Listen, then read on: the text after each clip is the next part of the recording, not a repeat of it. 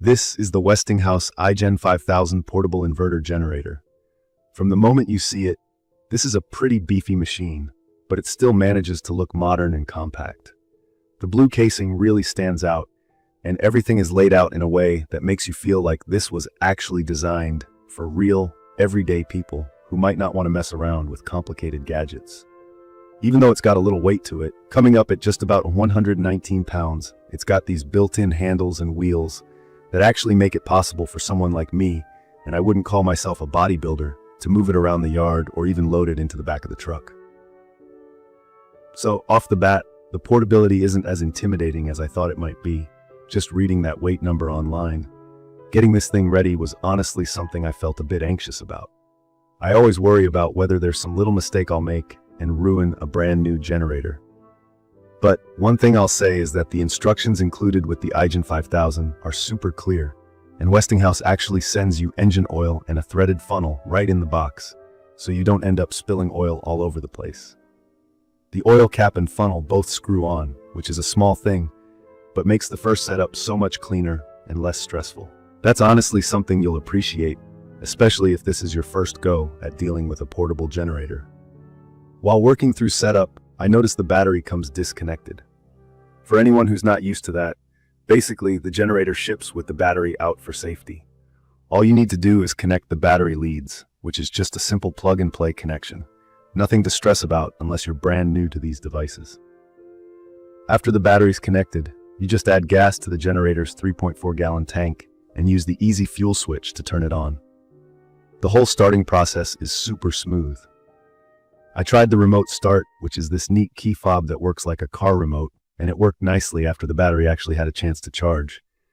The other thing I really like here is the electric push-button start.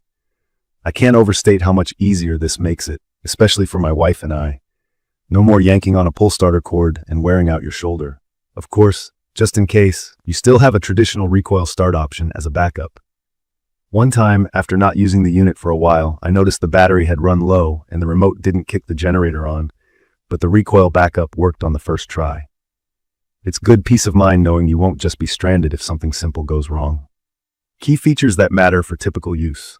With 5,000 peak watts, 3,900 running watts, and a 30-amp RV-ready outlet, this generator is ready for just about anything I need for home backup or camping. I run a small RV air conditioner, lights, phone chargers, and a fridge, and the generator doesn't even break a sweat. The pure sine wave inverter setup here is a big deal.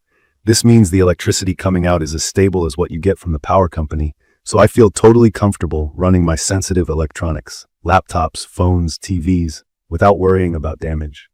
If you aren't familiar with this, a lot of standard generators don't filter their output, and that can short out or wear out, say, a computer or a modern TV. Noise was one of my biggest concerns before buying, because I plan to use this near other campers and at home without annoying my neighbors. But once the iGen5000's running, I can say it's genuinely quiet. Officially, it's rated at about 52 decibels, about as loud as a normal conversation. When I step back a few feet, the hum drops off quick and I can barely notice it. For me, this is a huge plus, since I hate that constant roar you get from typical generators. The unit also has eco mode, which varies the engine speed depending on the load, saving gas and cutting down the noise even more. On the fuel efficiency side, I get why Westinghouse talks up its variable engine speeds. I filled the tank up, which holds 3.4 gallons, and I got close to 18 hours of runtime on a light to moderate load, like running lights, charging phones, or keeping the RV fridge going. That means I don't have to wake up in the middle of the night for a top-up if I'm camping or stressing about fuel during a power outage. Just keep in mind, runtime changes a lot depending on how much you're drawing from the unit. The real-time LED data center tells me exactly how long I've got left, what the load is, the fuel level, and even the voltage output, which makes managing my power use so much simpler. Another thing I think new users will appreciate, the simple, clear layout of the outlets and controls. I don't have to guess what does what. There's a 30-amp outlet for the RV hookup, 2 standard 120-volt plugs, and even a couple of USB ports for phones or tablets. The power and reset switches are clearly labeled. Maintenance is also super easy, which is not always true for portable generators. The oil change port is right in front, the air filter is accessible, and the included toolkit, with a spark plug wrench and screwdriver, covers normal upkeep, I was also pleasantly surprised by how little it smelled when running. Sometimes, with older generators especially, you get that overwhelming gasoline and exhaust smell. The iGen5000 is designed to keep emissions down, and that helps both for use in campgrounds and general peace of mind about air quality around the house or RV site. From my experience, the weight is manageable. It's not exactly feather-light, but with the combination of telescoping suitcase-style handle and the never-flat wheels, I can move it by myself or with my wife without worrying about injuries or struggling too much. If you're not able to lift heavy equipment, just keep in mind you'll still want a hand or at least a ramp to get it into a taller vehicle. Once on the ground, though, maneuvering isn't a hassle. Some minor issues I ran into. When setting up for the first time, I accidentally tried to start it with the battery not fully charged, so the remote didn't work initially. Had to use the pull starter, which, to be fair, worked on the first pull. For anyone new to generators, just remember to check the battery the first time and make sure you connect it correctly before firing up. I also want to mention the tank size. For me, the 3.4-gallon tank is a good middle ground. On lighter loads, 18 hours is more than enough, but if I had to run heavy loads straight through a multi-day outage, I'd need to plan for refueling.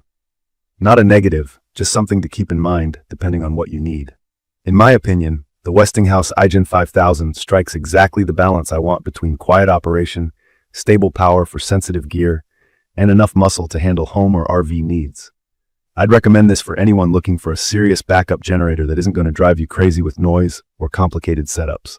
It's perfect for folks in smaller homes, RVers, or even job site users who need portable, reliable power. The included features like remote start, clear LED display, and built-in wheels genuinely make a real difference in everyday use. In conclusion, I didn't think I'd say this about a portable generator, but I actually look forward to using the Westinghouse iGen5000. It takes away the usual stress and hassle I expect with this kind of product, from setup to day-to-day use. If you're like me and want something quiet, powerful, and really user-friendly, this quick review should help put your mind at ease. I will leave all the information about the Westinghouse iGen5000 Portable Inverter Generator in the comments. I hope to see you again in the following videos.